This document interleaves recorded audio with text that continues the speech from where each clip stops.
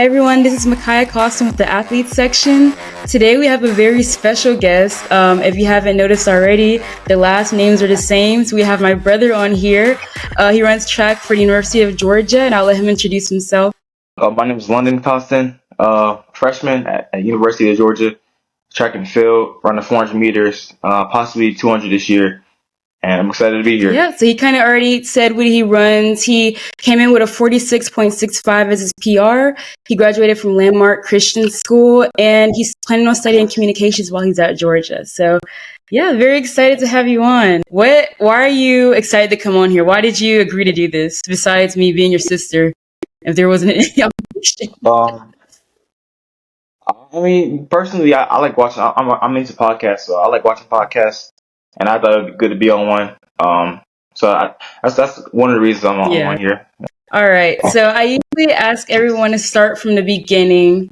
And since we're related, I kind of already know a lot about you, but for people who don't know, I'm just going to go ahead and recap or have you recap your experience in track. But let's start from the beginning. So you grew up, you played baseball, you played soccer, basketball, football, and we've all had experiences playing different sports. But what stood out to you the most when it came to track? What clicked in your mind that said, okay, this might be my sport? Uh, track. The difference was that no matter how many times I wanted to leave the sport, I couldn't leave it. And once I actually got like once you start winning in track, but once you get a taste of winning, it starts becoming fun, and like it's more fun than other sports I've played. Even though I like watching the sports, and I'm I like basketball, football, not really too much baseball, so I'm not gonna even count that. But basketball, football, I like watching them, and I always like watching them since I was a kid, and I like playing them, but I didn't get the same joy I got from track. So I knew that's how I knew it was a standout. I knew I want to say like eighth grade, ninth grade. Yeah, that's pretty cool. I remember you're always the one who's just always running around and touching surface, couldn't like sit you down. So I know Mama was saying that maybe let's just put him in track. And then from there, it kind of became history. But we grew Right. up when we watched track during the Olympics. That's usually the only time we watched track at the time. The only thing we knew was whoever crossed the finish line first, that's who wins. But once you got into track, you started seeing there was a little bit more than that. There was more PR, there's more, intuitive thinking when it came to track. So how did your mindset kind of shift from just the original spectator to actually like studying how you can accomplish these goals and, PRs and track? Um, I'll say um, the generic like observation and generic spectator will say, okay, whoever crosses the finish line wins, or whoever has fastest time wins. But actually being a competitor in the sport, there's like there's more variables to actually doing that. Like it's like a performer. I say like you see a performer, or artist, whatever. You hear the music and it's like, oh, it's great, but you don't take into consideration that they actually have to do. They actually have to do more behind that, like behind the scenes and things like that. So and with track, same thing. Practice hard.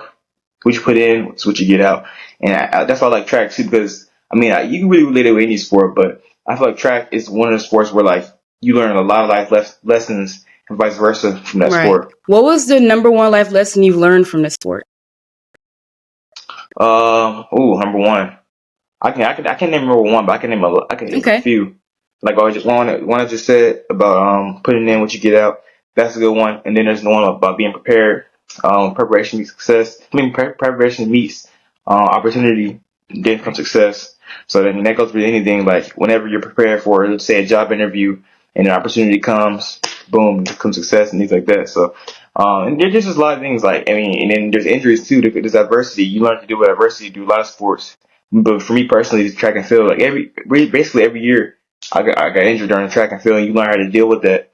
So whenever some adversity comes your way in the real world, you learn how to deal with it as well because you already dealt with it during track. That's good. We're going to touch on a little bit about your current, well, not current, but last year's injury when you ran the bricks meet in a minute. But while we're still on the subject of your beginning origin story of track, what were your initial goals when you first started out? When I first started, actually, So I first started at 11, and I didn't want to. I mean, I did want to do it. I did it as like a buffer sport between basketball and Hmm. football because I played basketball that's winters right around. Like I ended the season around February, and I was going to play a sport. And me and my brothers got into track. I was like, oh, this would be fun because I like not in a cocky way, but I always felt like I was one of the fastest person people in the world. I just never had a chance to like run, and I thought it'd be Yeah. fun. But then I was never more wrong in my life once I actually ran in like competitive meets against people who actually ran club track Mhm. or already had experience and everything. But I mean, the more the season went on, I enjoyed it. I think at a young age, I just think it got. I don't think I was prepared for how competitive it was going to get during the summer, and then I kind of was like, all right, now I'm ready to play football or Remember basketball. that. Now I'm kind of done with track. But then it didn't escape me. It came back. It came back the year after, and I really started to not like track at all. And then the year afterwards, when I was 13. I started to like a little bit because I started winning more, and once I started liking more, I started to enjoy it. Like once you start winning, once you start winning more, you start to Yeah. enjoy it. And but then uh, the year after that, quarantine, of course we didn't run. So then 15, freshman year, I really enjoyed it because it was hard, but I really started to take success, and I really started to figure out what perseverance really Mm. felt like, and then so on and so forth. Yeah. That's really good. I like that.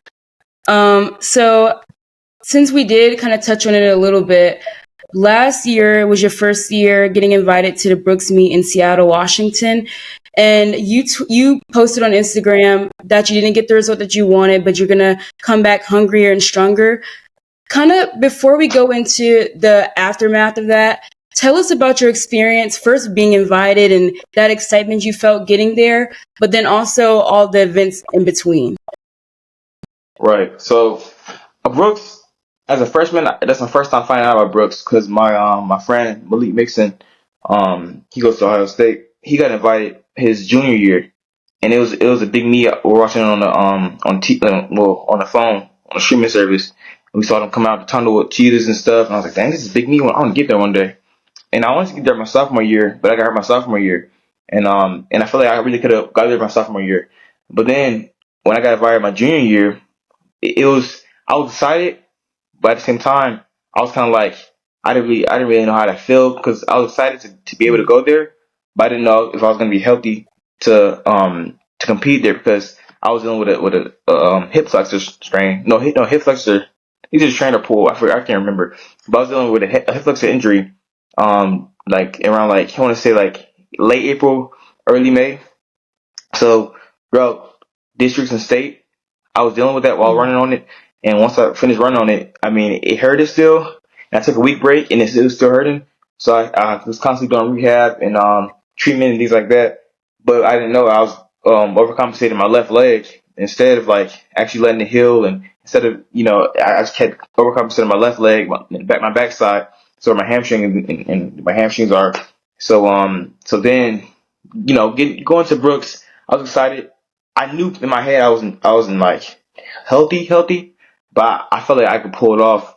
I felt like I was my adrenaline and just me being excited and me treatment stress because at Brooks, so I'm gonna rewind a little bit. When you first get there, when you first get to the airport in Seattle, you see the athletes, whether it's the long distance runners, short distance, so on and so Mm. forth.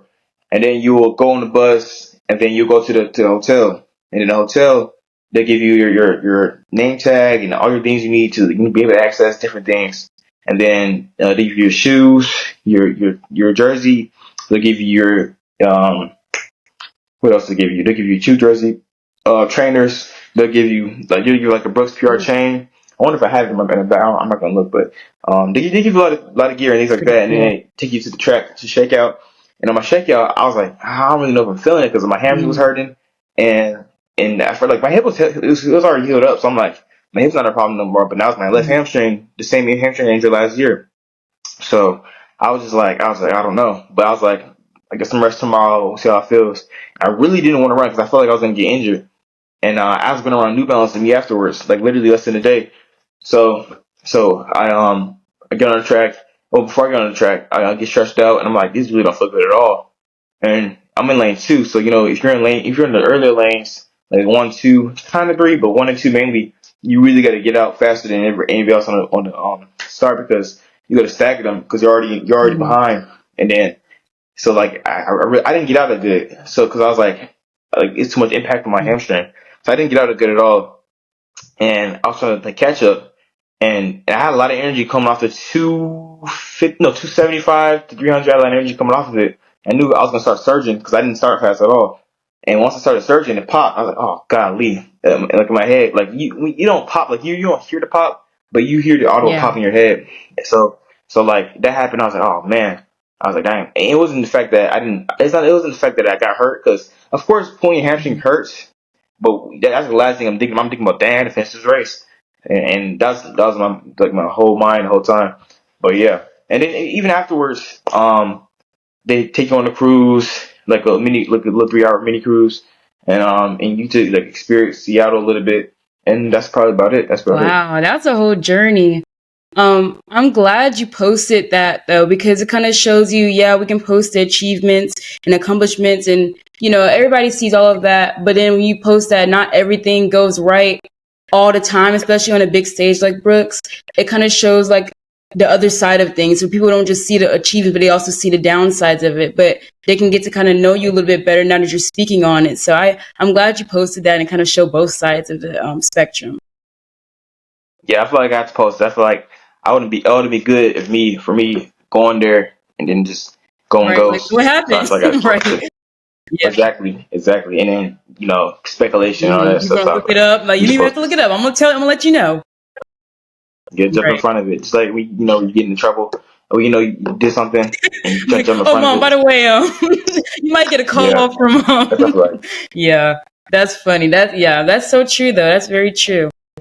So I want to kind of combine these questions. I wanted to talk about, since you were already talking about injuries, you before you went to University of Georgia, um, you were kind of told to kind of lay low a little bit from racing and kind of just like kind of fill it out. But you competed in your last high school meet. I want to talk about that and your mindset for that and why. But I also want to talk about your race where you got your PR 46.65. Do you think you can combine those? Is one kind of Okay, so when you say that my last race, you mean like at state, like yeah. when I ran a relay, I was Mhm. supposed to. Okay, well, so I'm gonna start with the Yeah. 466. So just for clarification, the 466 was my Mhm. junior year, and a lot of people who watch my split, because I know there's a lot of mile split like watchers and they check progressions and things like that. Um, if you track that year's progression, it was literally consistent. It was very consistent in like decreasing time because like that year I entered like off season. I was training off season, and I entered a new phase of training. It was speed based, and I wasn't Mhm. used to it. So I was trying to like figure out how to race and run do that training during meet. So the first meet, I'm not even gonna lie, I got blown out. I got blown out bad. Well, I got second, but still I got blown out. Like I knew I could have Mhm. won that race. So I ran, if I'm not mistaken, I ran 48.62 or 48.64 first race, and then second race, I got full poison, so I didn't run. I was running Mhm. relay. And then the third race, it was at Christian Taylor at Sandy Creek, my previous high school I went to before I transferred. And I ran 48.02, and that's when I knew, okay, I'm in shape. I just got to figure out how to put all this together. And once I did that, I ran a Trinity race, and it wasn't that's the only race that was a little inconsistent. I ran a 48.7 only because like I don't like blame it. I don't have any excuses, but I run better with competition and like I'm not saying I didn't have competition to shape the other runners, but like it wasn't a race to You where had like to. it was more like a calm, collected Right. race. It was everything was drawn out whenever like I'm gonna say it, like whenever you're at Trinity, the high school Trinity in Sharpsburg, it's always a delay or like it's always dragged out the meet, so they always have the runners out waiting for a long time before you run Mhm. anyway. So that was that. I'm not blaming on that, but that was that. But then I went to Florida Relays. I ran 47.3, and I PR because my previous PR before that was Mhm. 47.4. But it's my sophomore year, so I ran 47.3, and this is in March. I want to say March 31st, and then the week after that, literally week or two after that, I ran 46.6, and as you see, as I'm saying these times, they're progressing. Like, and I woke up. and I always eat romaine lettuce, romaine lettuce, and then sweet potato, and I drink a lot of water because I'm about to pee bad on the way to Westlake, and I remember this guy named Ricky Williams, he was in front of me because I ran 47.32, he ran 47.29. And I was like, this is gonna be a good race because we're the only ones in this race that's like competing Right. against each other and like with time similar to each other. So this is gonna be a good race. And I felt like in my head it was like I felt like it was a heavyweight fight, or not even heavyweight, but just a premier main Yeah. event fight. And I'm like, okay, here we go. Because I'm warming up. I see him warming up. I'm like, I told him, I was like, I know what's up. Like he's already knowing it's gonna be a competition. I was Like like, it's me okay. and you. And then I get on the track. Like we already, and then the commentator, he's like, number 5 in Georgia, London Costen, number 4 in Georgia, Ricky Williams. I'm like, okay.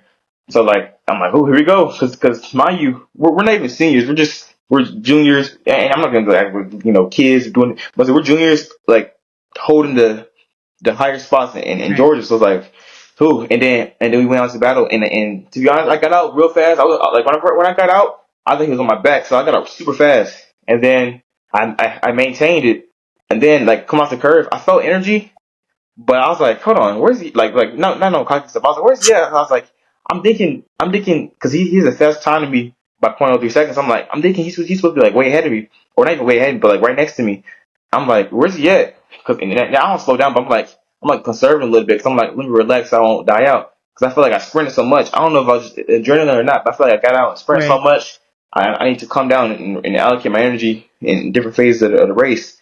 And then I hear, go Ricky, go Ricky, go. I'm like, oh, so now it's the race. So he's on my left Right. side, and I don't put it into another gear because usually when I do that, I feel like I'm gonna Mhm. fall over. And we're just battling the whole time. He ended up edging me by a 900 of a second, but I mean I respect it because it's a good race. It was a good race. Wow. That's a really fun race. So like just even hearing you say, Oh I can already picture it all. So that's a really you're very descriptive with your stories. That's a good thing. yeah, like that. That's type of stuff you don't forget. And then so I've got to answer your second question. So that was the first year, and that's really what got me invited to Brooks and stuff. And just so viewers watching know, there wasn't a one hit wonder or anything. It was that was the race. And mind you, this is early in the season, kind of. This is like mid April. This is like mid April. So it's like I didn't really drop time like I Mhm. wanted to, because afterwards I was going into the rounds, like regions and sections and states. So I had to run a 400, 800, 4x4, Mm. 4x8. And if you run 400 all out, you're not gonna have nothing for 800, vice versa. Just imagine 2 other races. So I know I had to like properly distribute my energy in each and every single race I had to run. And then the hip training or hip flexor tear, whatever it was, that didn't help. So I was like, okay, now I got to run these times at a certain time, and I knew how to do that too. So, and even at state, I didn't have to run 45. I really could run one and four with a 48.0 and call it a day. And then I actually had to try really hard on the 800, and I'm not an 800 Right. runner. And then about 4 for 8, so on and so forth. So that was that. So I mean, that's why I'm excited for this season, because like I'm excited to show what everybody can Mm. do. Because last season was supposed to be like okay, this what I really can do on a consistent basis. And I opened up a 47.8, my fastest opener, and that was like me filling out the race because I felt pretty healthy. And then I go to Florida relays, and for some reason, like I pulled my hamstring running the 400. And I feel like I was gonna go 46.0, 45 mid, 45 high. To be honest, like if you're watching the race, because I got through the first 200 at 21.5 or 21 Right. something, and that was the fastest I ever got through the 200 at. And then after that, so I set out, rehabbed a little bit, and my hamstring still wasn't at 100%, and like nowhere near. But I'm getting consistent rehab and consistent treatment and stuff like that. So I'm like, and then also for Brooks, if you get invited one year, you automatically get invited again. So I was like, yeah, I went on Brooks, and so psychologically, I got to prove to myself that I could run on this hamstring that I just pulled. So I was like, I'm gonna do that, but I didn't plan it though. Like my team was in position to. At first, my team was in position to win if someone got a certain time, or someone got a certain place. They're in position Mhm. to win. So I'm already warming up just in case I had to run, because some of my teammates didn't want a specific person to run. That person didn't even want to run because he knew what was up. So I was like, if I can run, I will, but if I don't, I won't Right. have to. But by the time I'm warming up and stuff, I'm already getting adrenaline. Like people don't understand track and field. Like a lot of track and field athletes, they don't like track, but when they run it, they get a different type of feeling. Like Mm. it's almost like a getting high off a drug. It's literally like once you finish a race, you feel a different type of like joy, or like or just warming up, you feel a different type of adrenaline because you have so much nerves built up and things like that. So I'm already my adrenaline's already up because I'm warming up just in case. But the dude teammate didn't get the time he was supposed to get or place he was supposed to get.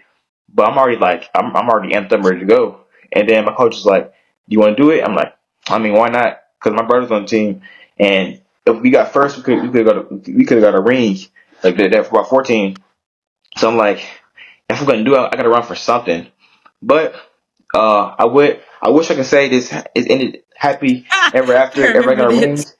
ring, but we got second, and I'm just gonna I was throwing up crazy because here's the thing, 'cause that day I didn't eat nothing because I was like I didn't expect to run, so I didn't eat nothing that day. I drank tea, and I ate like okay, I ate like fruit snacks. I'm like walking around eating fruit snacks, whatever, watching the team.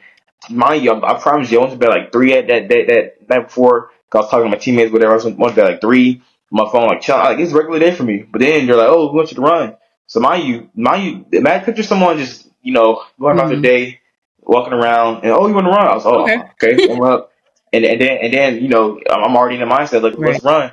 So I run, and I ran an okay race. I spent like 46, 47, and then and I mean I'll say that's fairly okay for someone who just like chilling the whole day, Right. whatever. But yeah, I definitely was supposed to run that because I was feeling like caution of a hamstring, so I was like I definitely was supposed to run that, but I knew like I mean I wasn't deep about it the day before or anything. I promise you I wasn't.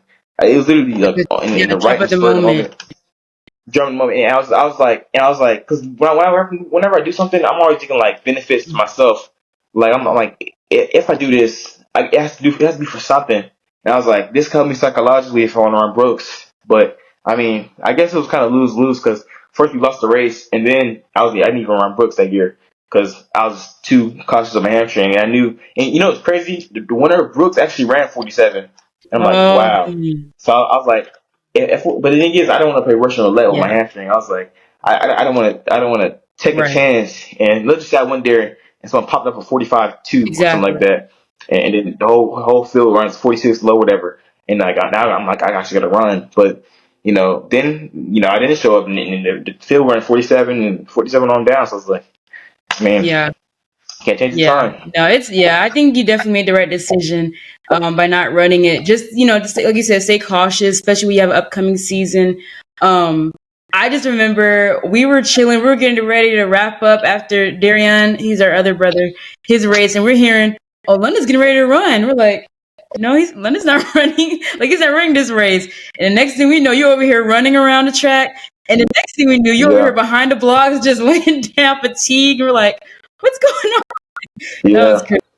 Because my body wasn't used to that type of shock. Because I was out, my year I was out since March 31st, and we're going April, and this is May. This is like May That's a 7th or long something break like that. So before. that's like a month and a half, Yeah. 2 months. And I was not like I was just sitting down eating chips, watching TV, but I was still jogging, running, doing miles and things like Right. that. But I wasn't used to the impact of Yeah. shock of like running Yeah. for real because I haven't done it since March 31st. Wow. Yeah, that was intense. That was intense. But can you, do you think you would go back now and say, I'm glad I ran that race? No, I'm gonna be honest. Like that race, that was like when you watch TV like me watching anime, there's always like a storyline and there's an arc, but then there's like fillers that make no sense and doesn't tie in at Yeah. all to like the arc. And I feel like that was a filler to like. I mean, I feel like every choice you make, there's like always a story Mhm. behind it. Like, I mean, for me, I wish I could say, oh yeah, this story behind it was blah blah, but I could say this story behind it was, don't be hasty because then you end up fatigued and throwing up and That's a good stuff. way to I guess like I can say, but I mean, I wouldn't do it Yeah. again though. Like if I was back in time, I'd be like, no, I'm good after that, and then just watch some running things like Right. that. Because I will say this though, it was good. It was okay ending to my high school Yeah. career. Like it was okay, and I wish I would have, because I didn't want to end it off an injury. Mhm. I wanted to end it crossing the line. I mean, I wanted to end a winning state, and then that'd be it. Storybook, happily ever after. Right. But and all stories ain't like that. Right. No, that's good that you kind of brought that up where it's like on the upside, at least you ran your last race, at state. But on the downside, you didn't feel the best after the fact. You kind of feel like, oh, well, next time I wouldn't do that. So at least, there's like a pro and con to it and a perspective, on it. So that's good. You look at it both ways. We're going to circle back to track, but as for a while, for maybe like most of your life, you've been considered the middle child. It's 9 of us, by the way. I don't think I've ever mentioned that on any of these episodes. And I'm the oldest. London's the third oldest. And then there's the rest of us, or rest of them. How was it growing up being the middle child? And we're all a sports fan. We all played sports, and we all like we're all good at different things. Did you ever feel like you had to like compete, or did you ever feel like, I don't know, just how was it, I guess, for you growing up with all these siblings, and then just kind of like learning your lane and staying in your lane, but also learning about everybody else and like what makes them them? I feel like even as a kid, I don't think I was ever trying to compete with my siblings ever. I always just like I want to have fun. Like me personally, I live by this today. Like some people party, drink, whatever. Me personally, I feel like if I don't have fun, or if I don't find enjoyment in doing something, I won't do it. Like, well, legally anyway. If I don't have fun doing like track, then I wouldn't do it. If I didn't have fun doing basketball, I wouldn't do it. Like, let's say my sibling does really good at basketball, and I'm doing basketball too, and he's getting accolades. And if I'm enjoying it and not getting accolades, I'm still do it. But if I'm not enjoying it, even if I was the best player in football in the well, I didn't I said that back. So if I'm getting paid, and that's something else. But still, like even still, like I feel like whatever I did, I always try to find enjoyment in it. And like once I stopped finding enjoyment in basketball, I just stopped doing it. I didn't like it Right. anymore. Yeah, that makes sense. And did you ever like, what is the most difficult part, I guess, growing up with a whole bunch of siblings, do you think, in your position? If somebody was the third Um, oldest with all these siblings, what do you think would be the most difficult part, or the most difficult part? hearing crying and just a lot of loudness. Um, I think that's it. And then you know it's just like as a middle child, you don't get necessarily underrated, but as a middle child, the person I'm being a middle child is you could learn from your older siblings. You can learn from younger siblings too, and that's what a lot of people don't understand. Like I feel like I'm the middle child like with my brothers, and I feel like my oldest one. He may like let's say he likes music. He's a music savant. Like he likes music, and my younger brother he likes sport. He's a sports savant. So me, I feel like I'm a perfect mixture between both of them because I love music and I love sports too. So I feel like that's like who I am as a middle child. Like the mixture between older and younger brother. That's what I Yeah, feel like. that's pretty cool. A nice way to look at it. You kind of touched on that you liked watching anime and also music. And my question was going to be, what are some things you like to do or enjoy outside of track? But kind of just explain like what else, because I also see your drawings behind you like to draw as well. You've always grew up being more of the artsy one, but you're also, like you said, into sports and music. How do you combine all those passions into one, and what kind of got you into all of those? Well, to be honest, I don't like to draw. To be honest, I like art in general. Like I'm actually not a good drawer. Like if you see this right here, this is like cool, but I'm not a good drawer. Like I actually have to look at something and stare at it, and it may take me a lot of tries to do it. I'm more of a freehand, free mind drawer. Like I'll draw something and just based off what I'm thinking of, and if I see it cool, I'll hang it up. Like this right here. Like this is like literally just my initials. But if I'm just designing Right. it and stuff, then and I see it cool, then I'll do it. But I'm not really good at drawing to be honest. Um, I mean, but I feel yeah, like like you just had some pretty nice like artwork though. Like I know you say that. I guess for you, you have a standard of like, no, it has to be like this. But for someone who's actually not an artist, seeing your work is actually pretty nice looking. I'm just saying like compared to my sisters, I don't They think are they're good. drawing. They're the Like girls are really they can run circles around me at this age and at my partner. That's what I don't because I don't like having restraints and doing good. stuff. So I don't like having restraints and like drawing and stuff and all. I More like of an doing. abstract I'm mind not type the of most. person. I'm over abstract. I'm like and I like doing it quick too. I don't like doing stuff for a Mm, long time. I feel like that's too tedious that's for fair. me. But to answer your question though, like I feel like I mean, like when you say tie them, how do the way I do off the track tie into the way I do on the track?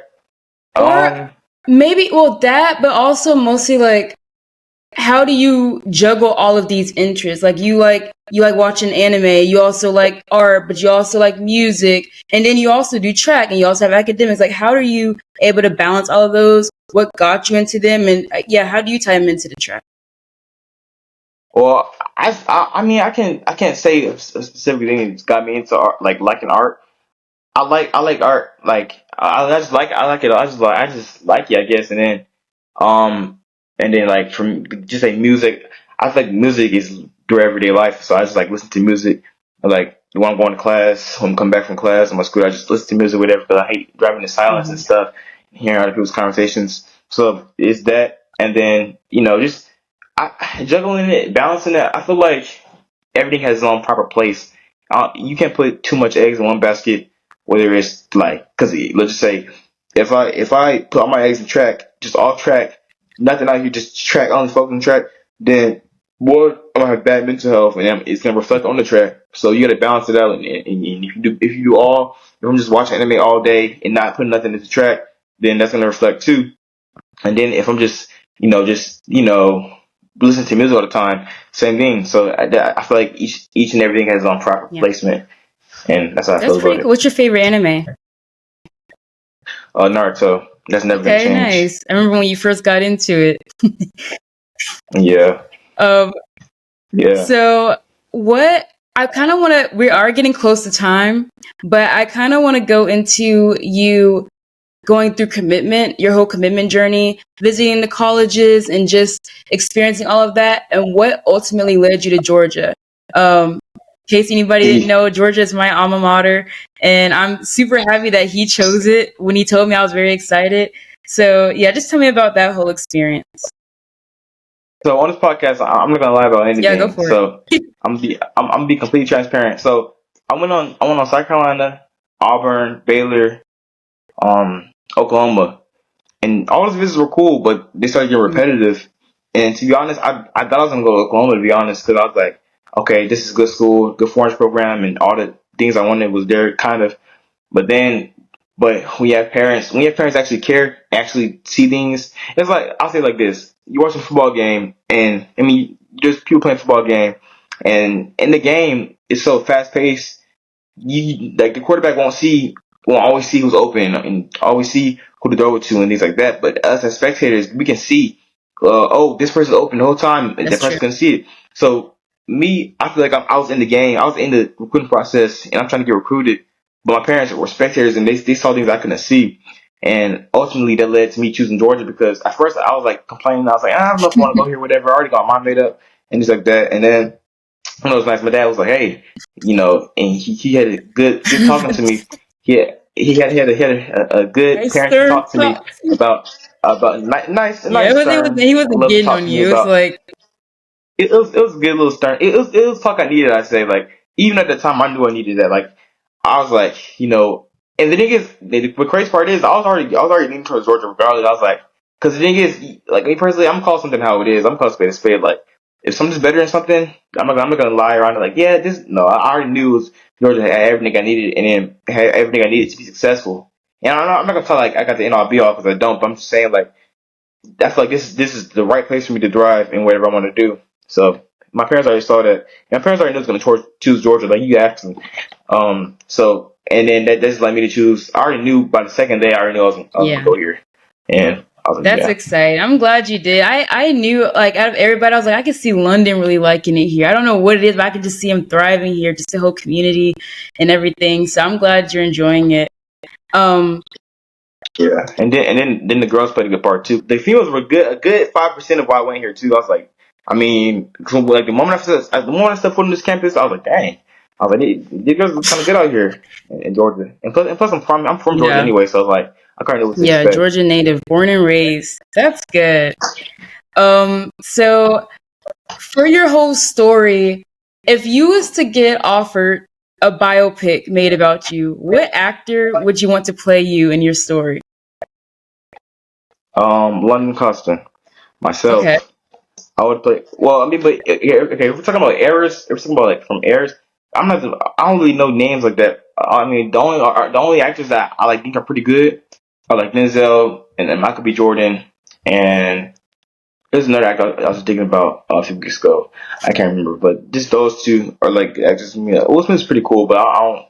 I'm not his Yeah. biggest fan. But yeah, Okay, that's funny because I think someone did an interview with Jalen Hurts. And he said the same thing. He was like, I mean, no one can really mess up when you're playing yourself. And like that's kind of true. yeah, So that's pretty cool. Yeah. yeah. And then there's just like inaccuracies and biopics, and people try to add stuff, and you can be there to like Yeah. clarify certain things like Sitting. that. Yeah, that's so true. So we're getting close. Well, we're pretty much at time. Um, How much time do you have left? well, we kind of passed it a little bit, but it's okay. It's okay if we go a little bit over. Yeah, It's like this is a special a special episode. episode. So This isn't like this isn't like any other regular episode. yeah. No shade, no shade, no shade to any of the other athletes. I'm just saying. Yeah, no, this is a good. I'm enjoying. This is a good episode. So I did have a few more questions. And so since you want to stay on, I do have a few more questions. If you weren't running track, what sport would you play? I think I only go play sport. I think I'll be an actor or artist, like a singer. I think so. Really? That's what I I thought think. you would have To be said honest, football. I think I like football, but I like watching football because playing football. I promise you, playing football and watching football are two different things. Because you got to know plays, you got to know when what position to be in, you got to know blocks, you got to know defenses, you got to read defenses, cover two, cover threes, all this. It's a lot of extra stuff. And like football is a hard sport. Football is actually an academic sport too. I feel like football, like you got to actually know stuff. You got to remember To have plays. that IQ down And pat, I feel like. it goes beyond it. Like you can't just say, "Oh, okay, slant." It's like double cross slant, whatever break, and like, you got to know that. And there's just like Mm, tons of them too. So I'm not football is not for me. I mean, I like watching it though. I like playing it yeah, on that's the game fair. and stuff. What do you think is your best moment you've had in track thus far? Best moment. I would say. I mean, I would say running 46 was a good moment. I also running 47s was a great moment too, because I felt like I was the underdog. I was the young underdog, and I ran against Will Sumner, who's pro now, and I was like, I wasn't gonna let him just walk all over me, even though he's really really great and still great. I was like, I was gonna let him walk over me. That's my competitive spirit. I was like, I'm not gonna let anybody walk all over me like that. So if win or lose, I'm gonna give him a race to remember. That's good. That's a good mindset to have with it. So overall, while you're at Georgia, this is your first semester. What are some lessons you've learned thus far, and has it met your expectations now that you're in the environment? To be honest, like academically, I wouldn't say anything because academically, I learned a lot of lessons during high school. Mm, Um, and that kind of prepared me for college. And track or athletic, I would just say, keep taking care of your body, and that's something important because your body's your money maker. yeah, that's a good lesson. And are you running indoor this year as well? Of course, yes. What? So indoor is a little bit different than outdoor. The concept might be the same, but it's a little bit more of a different mindset going to both facilities. What are some things you had to learn when you had to make that shift between the two? That the 400 is not one lap. That's something that's very very a lesson number one. 400 is not one lap. So you got to make sure you're distributing your energy in the right places and things like that. Mhm. That's something. I mean, I'm not the indoor. I'm the indoor like know it all, but that's something obvious. Right. You want to learn about indoor track? No, because the track's 200 meters. So Yeah. All right. Well, we are now down to the last question. Um, and I asked everybody the same question to end it off, and I'm interested to see what you have to say as well. What, after everything you've been through and will go through, negative and positive in your track journey or just in journey in life in general, anybody who's in similar situations or going through the same thing you have gone through, what is one piece of advice, or if you have two or three more, you can add that as well. But what's something that you want to say to them for them to kind of go through their journey? I would say, and I'm not trying to sound like Sidney McLaughlin or Cedar Stroud or anything, but I'll like for real say really lean on God and like really whether you have a relationship with Him or not. I'll really say lean on God and lean on loved ones that are like close to you and in your corner because that's really going to be the only thing that's lifting you up because you can in reality of course you want to be self-sufficient, but in reality, you can't do everything by yourself. So, as long as you're getting the right advice and the right wisdom, um, and leaning on God and leaning on His Word, then you'll be fine. Like as long as you can endure it, and that's what I would say. Yeah, amen to that. Where can people find you on social media? Find me at London_Costen, London, or just put my name in London Costen, Costen, on Instagram, Snapchat, TikTok. I don't post on TikTok, but I post on Instagram, You Snapchat. should So start posting on that's where you TikTok. find me. Get ready with me or day in my life. I feel like if I jumped on it early, then yeah. But I feel like now it's really oversaturated. That's fair. That's actually how I find a lot of my guests through TikTok. If I see they're pretty charismatic on there and do get ready with me's, or I have a story to tell, and I'm like, okay, so let me reach out and see what kind of story they have to tell, and that's usually how. So I mean, hey, but to each his own, like you said. So that I can see both sides. But yeah, so that's all we have time for today, guys. Thanks for tuning in. London, before we leave, can I get a go dogs? Go Woo! Dogs.